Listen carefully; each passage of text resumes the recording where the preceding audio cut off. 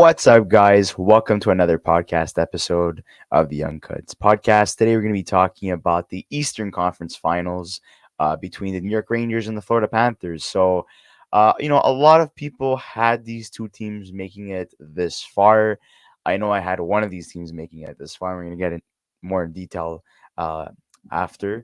But both these teams, have been very, very strong in both the first and second round. They've been one of the top five teams in the playoffs thus far, and they're going to be facing off against each other. Um, they both win in 6 games in the second round of the series. The New York Rangers beat the Carolina Hurricanes 4-2. The standouts for the New York Rangers in that series were Igor Shesterkin, Alexei Lafreniere, and their Game 6 hero, Chris Kreider, who scored a third period hat trick to eliminate the Carolina Hurricanes.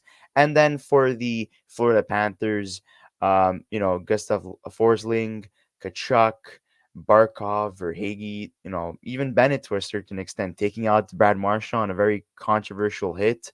Um, you know, they were all pivotal as well in that series, winning 4-2 that series and winning in 6 games. Florida wins game 2, 3, and 4 and 6. Boston won game 1 and 5. And for the Rangers versus Carolina, um, they won the first three, the Rangers, and then games 4 and 5 they lost to Carolina. Game 6 they won.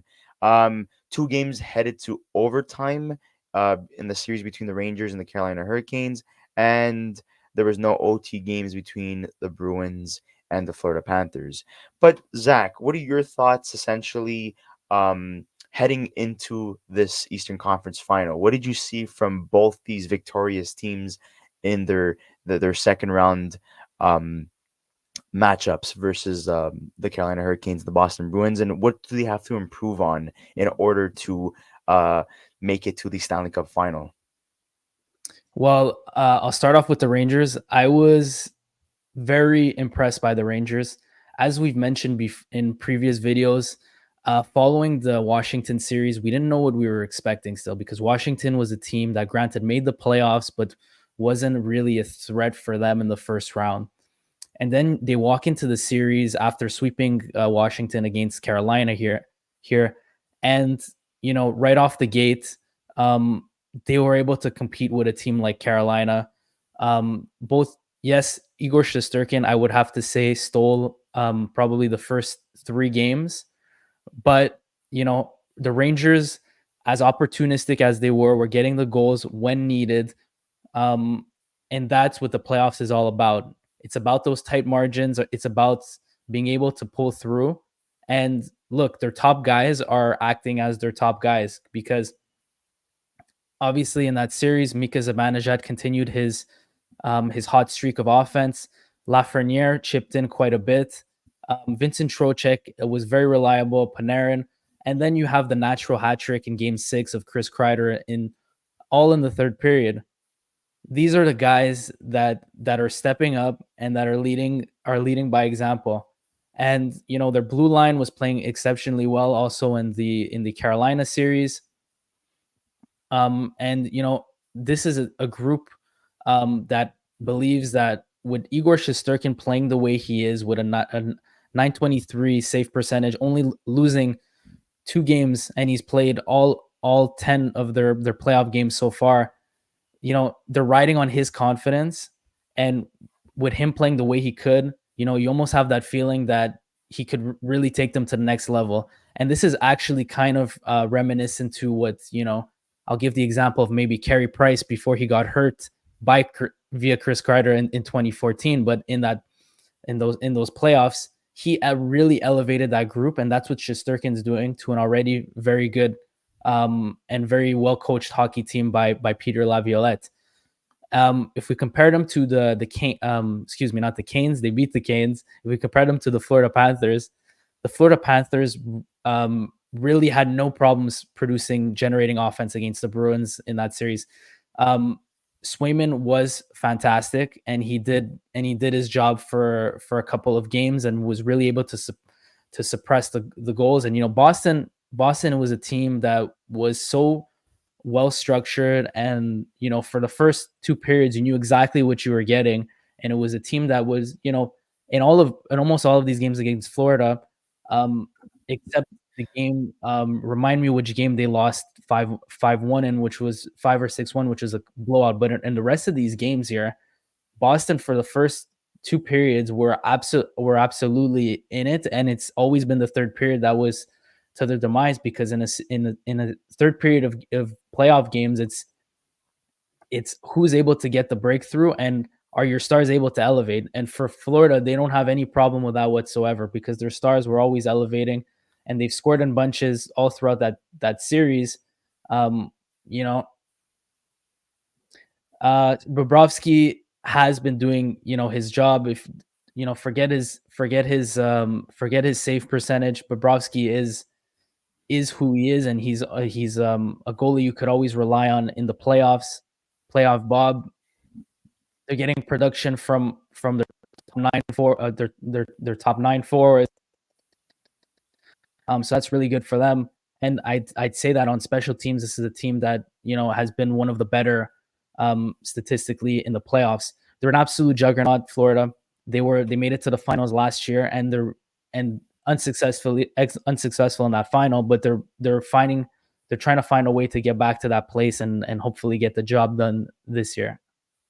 Yeah, so you brought up some very good points. Bobrovsky, his numbers have been great, but I would have to say that if they want to beat the New York Rangers, he's gonna have to be a little bit better, because if you're facing up against Igor Shesterkin, is probably the best goaltender in the Stanley Cup playoffs, apart from Jeremy Swayman, who unfortunately got eliminated alongside the Boston Bruins.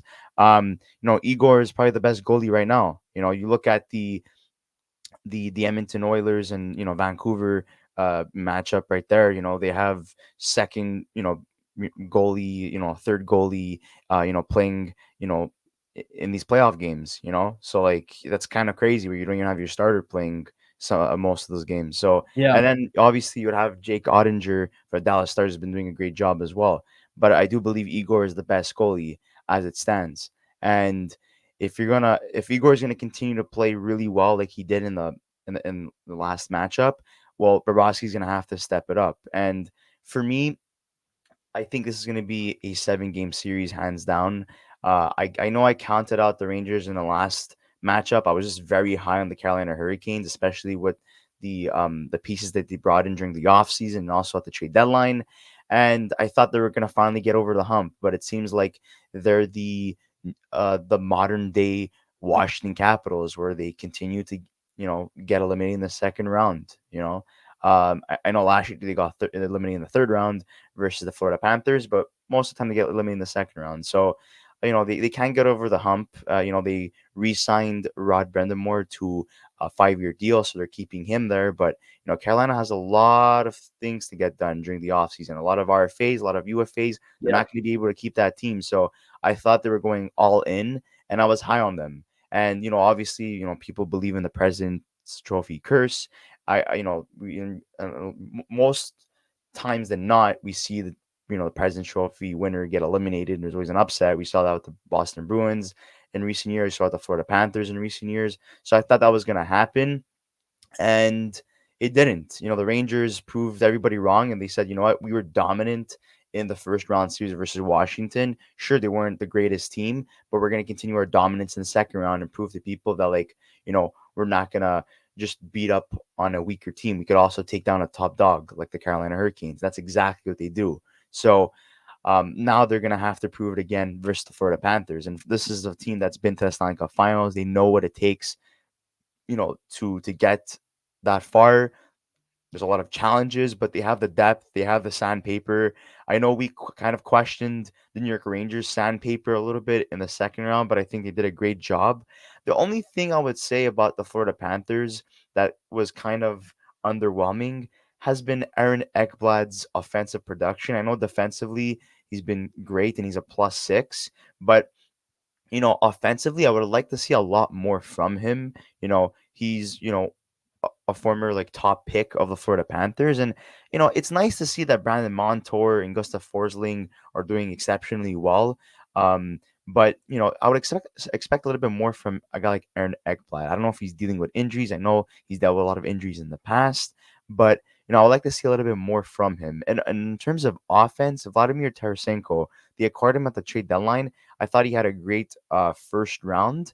Um, just the yeah, but I would just expect him to do a lot better in this third round. This is going to be a matchup where it's obviously their core is going to be very pivotal, but obviously I would like to see the bottom six step up as well. And for the New York Rangers, the same thing goes for Adam Fox. I'm expecting him to be a lot more offensively pivotal, because right now 4 points in 10 games, it's kind of disappointing. I understand you're getting production from your top forwards, but and even Jacob Trouba has been doing an exceptional job. But I'm expecting a lot more from Adam Fox. And guys like Capo, Alex Wenberg, they're gonna have to step up offensively too. I know Filipino played one game only.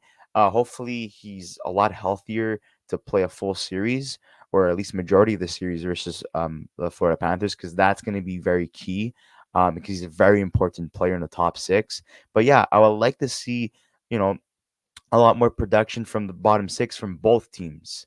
And in terms of like grading everything as a whole, I would say their top sixes are equal, in my opinion, based off how they've been playing in the 2024 Stanley Cup Finals. I would say the bottom six is equal, and I give the goaltending to the New York Rangers, hands down. So Clearly. um, so I know that they kind of Igor kind of slowed down a little bit in the last three games, but you know it's normal. You can't expect the goalie to steal every single game. And that's where the offense took advantage of that, and they took over and they told Igor, you know what? Thank you for helping us the first three games. We got it from here. Yes, they did lose two games, but the third game, they were down 3-1. Chris Kreider came up clutch, scored three goals, and got rid of the Hurricanes. They didn't have to force a game seven. And, for the Florida Panthers beating the Boston Bruins, they faced the Boston Bruins without Marchand. There was quite a lot of young guys, in the lineup as well. Notably, Brazo and Lorai.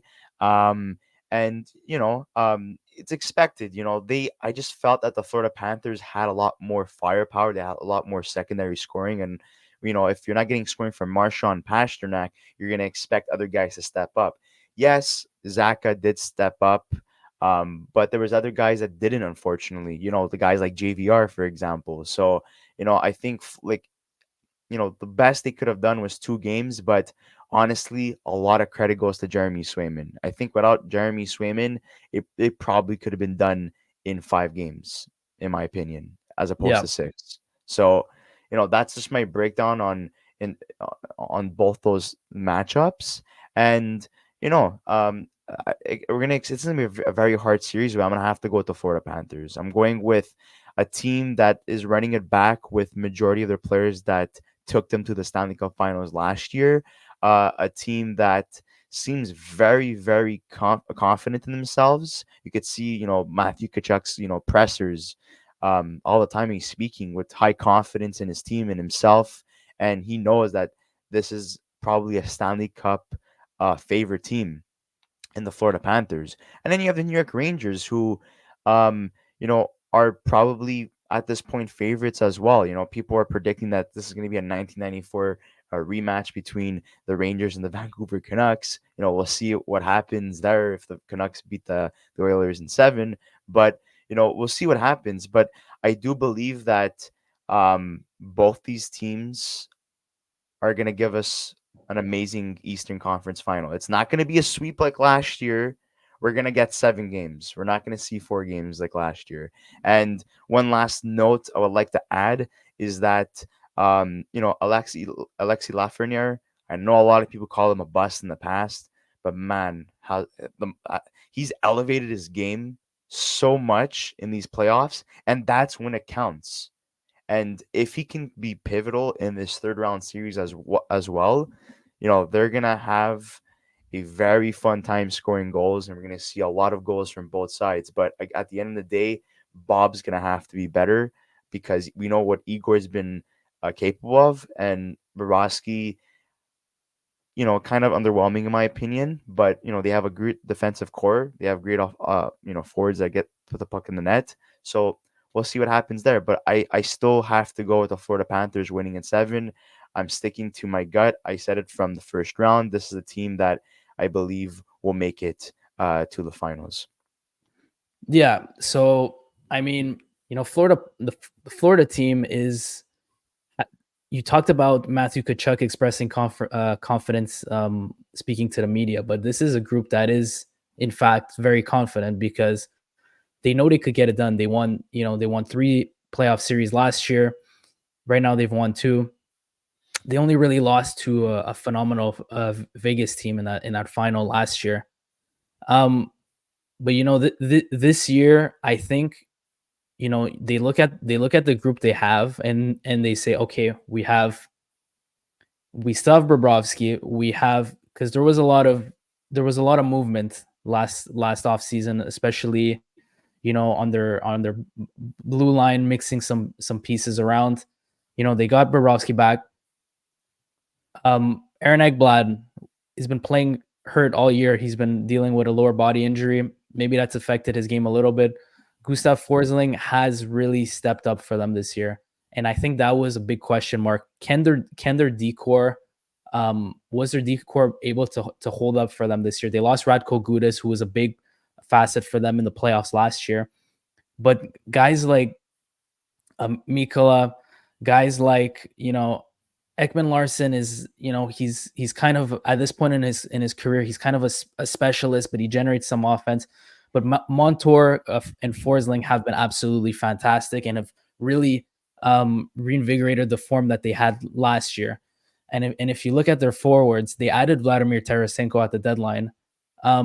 Yet he's been a little bit uneven during these playoffs in terms of his production, but he's a guy that has playoff experience, that won with the Blues in 2019. He's a guy that should be, who could potentially be an X factor in this series, I see, because he's somebody with all that experience, and if he gets going, then he's going to add another layer to their already potent offense here. And he's playing on the top line with Reinhardt and Barkov. I know Barkov has been fantastic as always in the playoffs. Matthew Kachuk, maybe not as as pivotal, and as they haven't been as reliant on him as they were last year. But Matthew Kachuk has been doing his thing in this playoffs as well. You got Verhaeghe, Sam Bennett. Their third line with Evan Rodriguez is really doing its thing as well. Like, try to find me a weakness on this Florida team, and it's probably the only weakness is probably a comparative weakness, saying that Bobrovsky is not stealing games at in the same fashion as Igor Shesterkin here. That's the only difference. But in the Rangers are a fantastic team, and they've gone past two series, and there's a lot of hope for that fan base. Everybody's saying, is this the first time they're gonna win the Stanley Cup since '94? I don't know, man. I give a lot of the advantage in my mind to Florida. I just see this team as a powerhouse that have been there before. They have those kind of high character guys that in big spots, like Matthew Kachuk is somebody you could always rely on to get a goal. Yes, the Rangers have those guys as well, but I think if you compare these teams on based on what they could do, Florida's blue line is so good at transitioning quickly from defense to offense, and when the game is tight during the playoffs, when the neutral zone is so congested, you got to be able to make quick, nimble plays to transition from defense to offense quickly. And I trust the blue line more on Florida. I trust the coach Paul Maurice more than I trust Peter Laviolette. Granted, he's done a phenomenal job with this team. And it's going to come down to Bobrovsky. If Bobrovsky is able to elevate his game even more in this series, then I could see Florida winning this one. Despite Rangers, being President's Trophies winners, have home ice advantage, I would see Florida winning this one in 6 games. But but if Bobrovsky has a tough series, this could definitely go into 7, and you could even flip it either way, I would say. But Yeah, my yeah, pick, I'm banking on playoff Bob, and I'm gonna say that I'm gonna have Florida winning this one despite the home ice deficit. I still have them winning in 6 games. And look, the home ice advantage for the Bruins didn't really work in their favor at all against Florida in the last series. So there's enough evidence that Florida are as good as a road team as they are a home team. So yeah, Florida is definitely my pick in this series. yeah. Just taking a look at you know, the Florida Panthers blue line, like you were saying before, like, you know, they've overcome so many injury problems. And I remember going back to our, our standing, predictions prior to the start of the season. I think 2 out of the 3 of us said that Florida was not going to make the playoffs because of injuries to Kachuk and Ekblad and Montour. And look what they've been able to do. And look how far they've come. This is a team these last 2 years who have shown to the hockey world that no matter what obstacle they're faced with, they're able to overcome those Yeah, obstacles as a absolutely. team. And for me, that is a team that literally screams out Stanley Cup champions or Stanley Cup Well, you finalists. count you're one of the 2 podcast hosts who counted them out once we did that video. Okay, The so fans there you the go. fans could rewind to that Atlantic Division predictions video, but I was still hot on the Florida wagon. I there was a lot of evidence based on the way they finished the regular season last year and obviously the playoffs, but they really came together when the group was healthy. But yeah, so this is like I'll hand it back to you in a second, but this is a team that keeps pushing the ball forward and keeps going against the odds against them because everybody did expect them to start the season off slow because they had Aaron Ekblad out. They had injuries on their blue line. Their blue line wasn't the same, but despite that, it was always stable. They were always in a playoff seeding, and that's just the way they go about their business, right? Yeah, and just well, I also wanted to add additionally that um the Carolina Hurricanes, they came out of the gates, very, very strong. They had a lot of opportunities to score, but the thing that hurt them, and I know we spoke about this before this video, was their power play. And that, we have to give credit to the New York Rangers defensively and because of goaltending, obviously, from Igor, that they were able to shut down the Carolina Hurricanes. And just taking a quick look here at, the top teams in terms of the power play, points for and penalty kill. The Florida Panthers are at 22% in 11 games. They have a total of 107 points. Um, so collectively in both series as a team, they're 86.1 in their penalty kills. So that's pretty solid. And then for New York Rangers, their power play is much better with a 31.4. Yes, they have a lot less points, but they did play one less game. They have 95 points as a team collectively, and their penalty kill is also better at 89.5. And that's thanks to Igor Shesterkin, shutting down the door on the Carolina Hurricanes, who you can see, a major drop off there between both teams where, Carolina only had a 73.3, sorry, a 19.4 in terms of the power play, and the penalty kill wasn't too bad at a 73.3. But at the end of the day, defense does help you get that far, and sometimes it does help you win championships. And in this case, the New York Rangers, um, despite not getting a lot of production from the defensemen, they were able to shut down the door defensively. And I do believe that their defensive core. I know we always speak highly in terms of how good they are offensively. We're capable. What Chuba, Miller, and Fox, and even Gustafson are capable of doing offensively. But I thought they did a pretty good job defensively. I know a lot of people might be like, "Oh, well, you have Igor, making 40 plus saves in a couple of those games in the second round." Yeah, but at the same time, it's not just Carolina's him. It's power play couldn't generate anything, and that's a testament to them playing astute defensive hockey on the penalty kill as well. So, and yes, I wanted to just add on to if there was an argument saying Carolina is taking 40 shots a game, so therefore the Rangers are not covering it up defensively. Yes, this was happening, but if you look at it expected goals and stuff like that, you're going to come to the conclusion that a lot of the saves that Shesterkin was making was because he was able to make those saves, right? Because yes, the shots are coming in, but if he's in a favorable position, there's no traffic in front of the net. A lot of these shots are coming from the perimeter, and that's what we saw a lot of in that series. Carolina had a hard time really getting to the net and really distracting and forcing Shesterkin out of his comfort zone. That was the difference in that series. So yes, the Rangers did do a fantastic job defensively against Carolina. Yeah, and also another point I'd like to mention as well is that um, you're just looking at the bottom six of the New York Rangers. Like, I haven't really seen any production from them since the first round, in my opinion, where like they actually stood out. Like, they won this series because of their top six and because of goaltending. That's how I view it. And I know you could be like, well, obviously you need your bottom six to play defensively well as well. Sure. But in the playoffs, you need production from everybody, whether if it's defensively or offensively. And most of the time, your best line is your third line. The third line is always the power line, that energy line that steps up and gets you clutch points. And just looking at what this third line has, doesn't have that. Now And they got then to step up. yeah, especially Capo Caco. I don't know what this guy's still doing on this team. But anyways, that's another topic for another day. You look at the third line of the Florida Panthers, and that's exactly what they are. Anton Lundell.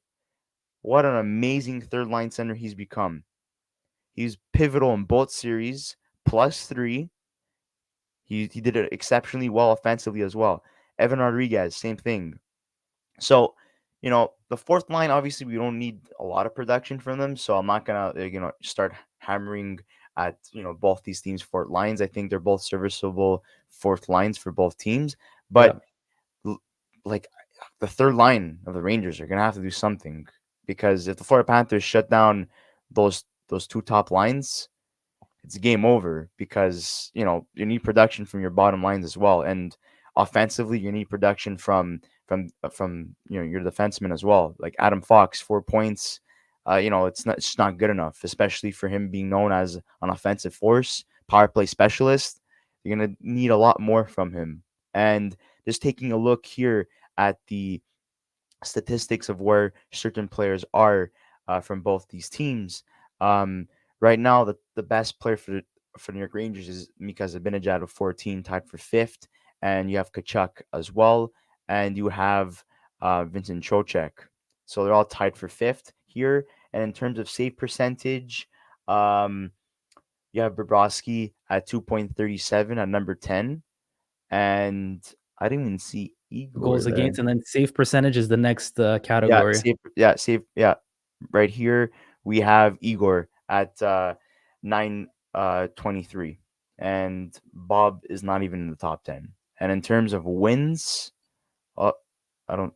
Where's the wins? There's no wins here, but I know Jake Ottinger is leading in that category, if I'm mistaken. So yeah, so there you have it. That's our video, guys. We'd like to hear your thoughts in the comment section below. I don't know if you have anything additionally to say to this matchup video, Zach, before we conclude. Yes, I will clap back at some of the comments were mentioning how Matt Rempe would have been an impact, was an impact in round one and would have been an impact player in round two. He has been in a healthy scratch now for the past couple of games.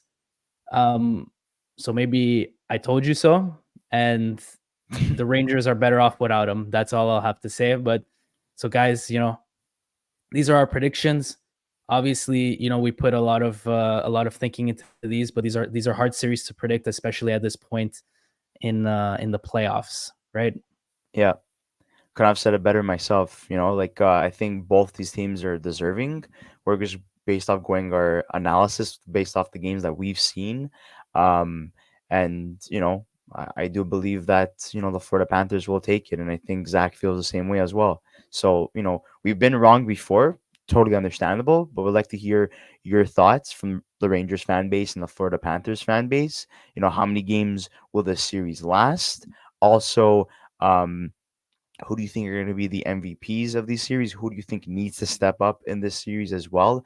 And we'll see you on the next episode of Young Guns Podcast. We're going to be waiting on who's going to come out victorious between the Edmonton Oilers and the Vancouver Canucks, and who will end up facing the Dallas Stars, who are comfortably just waiting and relaxing right now.